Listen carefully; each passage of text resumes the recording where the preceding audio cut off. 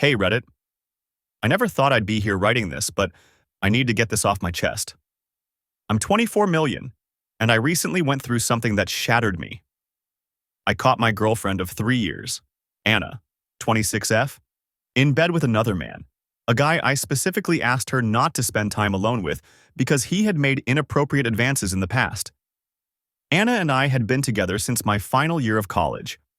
We met at a mutual friend's birthday party, and I was instantly drawn to her confidence and charm. She had this infectious laugh, the kind that made you feel like the funniest person alive. We clicked fast, moved in together a year ago, and everything felt right until it didn't.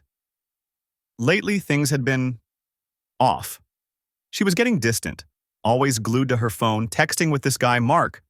Mark was an old friend of hers from work, but he was never just a friend. He made comments that made me uncomfortable. Things like how she deserved someone who really understands her. He even tried to get between us once by implying I was holding her back from experiencing life. When I confronted her about it, she brushed it off, saying I was being insecure.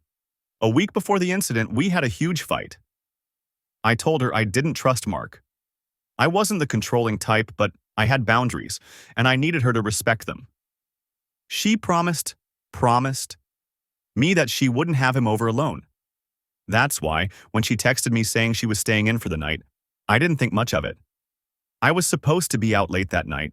My best friend Jake and I were catching a late movie, but I wasn't feeling great, so I left early.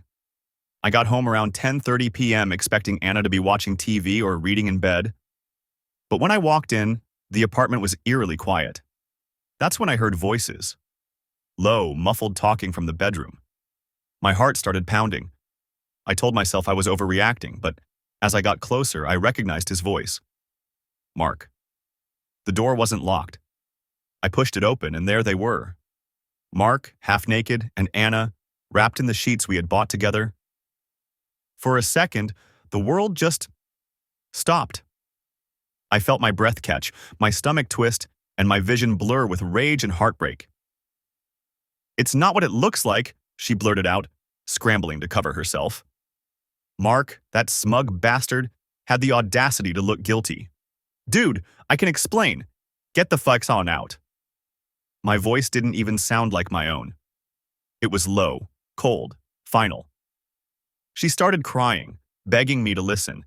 She spewed some nonsense about Mark having broken ribs and needing her help.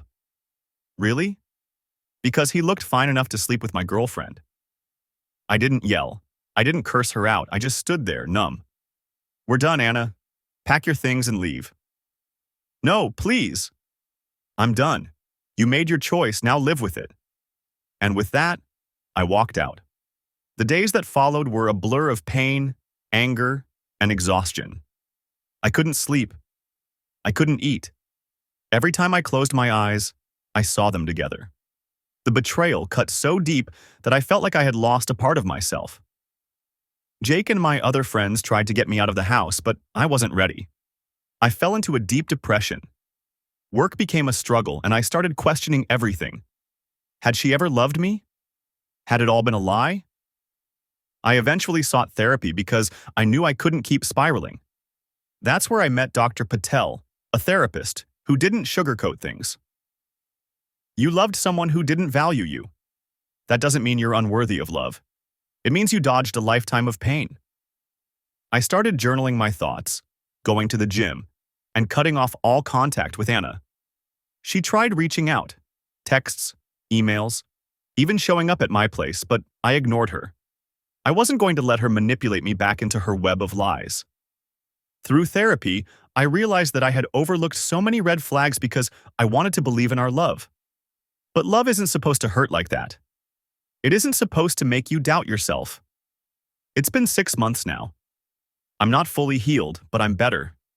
I've started going out more, reconnecting with friends, even dating a little. I'm learning to trust again, but at my own pace. If you're going through something like this, just know. It gets better.